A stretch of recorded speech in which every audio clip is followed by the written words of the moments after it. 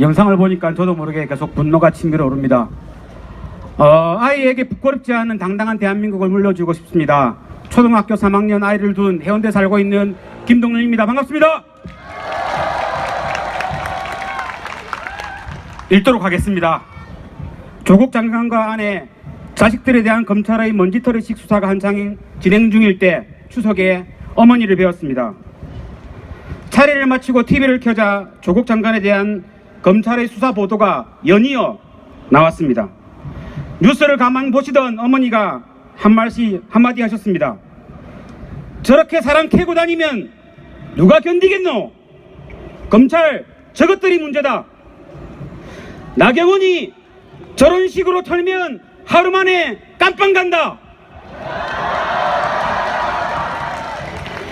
어머니는 조국 장관 및 가족에 대한 검찰의 먼지털이식 수사와 언론 보도를 보고 검찰에 대한 분노를 스스로 쌓아왔습니다. 그리고 검찰 개혁이 절실하다는 사실을 알아가신 겁니다. 더구나 검찰과 자유한국당이 한몸통이라는 사실도 본질도 꿰뚫어보고 계셨습니다. 74살 어머니는 그렇게 깨어있는 시민이 되어 계셨습니다. 지난 월요일 3년 만에 후배를 만났습니다. 아픈 아내가 있었습니다. 그 아내와 함께 지난 토요일 부산에서 KTX를 타고 서울 서초동 집회를 다녀왔다고 합니다. 정말 대단하다는 칭찬과 함께 후배가 한마디 했습니다. 형님, 저는 존경하는 정치인 노무현 대통령을 검찰 때문에 잃었습니다. 제가 좋아하는 사람을 또 검찰 손에 죽게 할 수는 없습니다. 이번 주에도 서울 갈 겁니다. 그래서 저도 한마디 했습니다. 야 임마, 부산에서도 촛불 집회한다.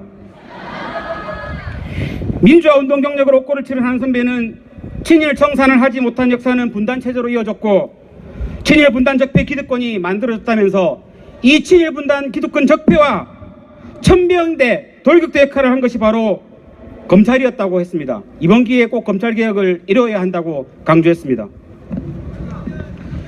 그렇습니다. 우리는 여기에 아마 조금은 다른 동기를 가지고 이 자리에 모였는지도 모릅니다.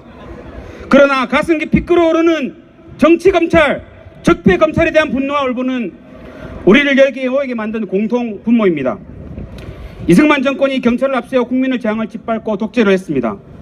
박정희, 전두환 군부 독재는 군대를 동원해 국민의 저항을 감시 통제했다면 87년 6월 항쟁 이후 적폐 세력들은 검찰에게 권력을 집중시키고 나머지 권력기관이 검찰의 지휘를 받는 질서를 만들어서 국민 위에 군림하고 국민을 억압 통제하였습니다. 과거 정치군부의 위치를 현재 정치검찰이 차고 앉아 있는 것입니다. 역대 검찰은 적폐 세력이 정권을 잡았을 때에는 살아있는 권력의 중견 역할을 했습니다. 정권에 반대하거나 저항하는 정치인과 시민들을 잡아가두고 적폐 정권의 품에 안겨 권력을 유지하고 기득권을 누려왔습니다. 민주정부가 들어섰을 땐 권력의 눈치를 보면서 때론 정권에 저항하는 방법으로 그들의 기득권을 유지해 왔습니다. 정치 개입, 수사권, 기소권 남용, 인권 침해, 권력의 줄대기는 정치검찰의 생존 방식이었습니다.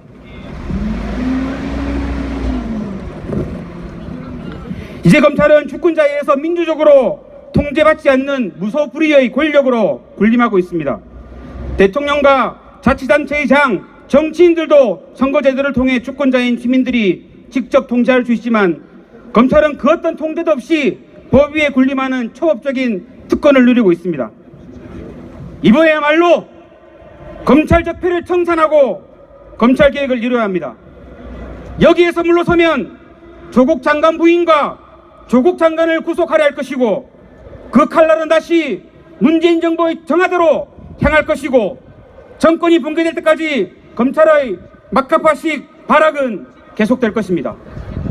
그렇기 때문에 검찰, 자유한국당, 조중동이라는 적폐 삼각동맹은 친일분단 기득권 수호, 문재인 정부의 탄핵과 붕괴, 보수정권 재창출이라는 같은 이해관계를 가지고 한 통속이 되어서 사활을 걸고 싸우고 있는 것입니다. 단호하게 맞서 모든 힘을 동원해 싸웁시다.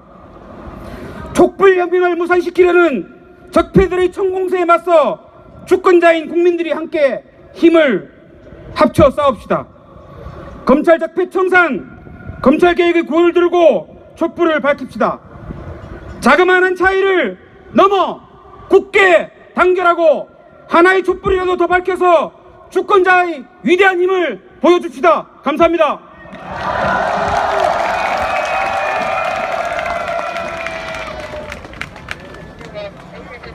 예,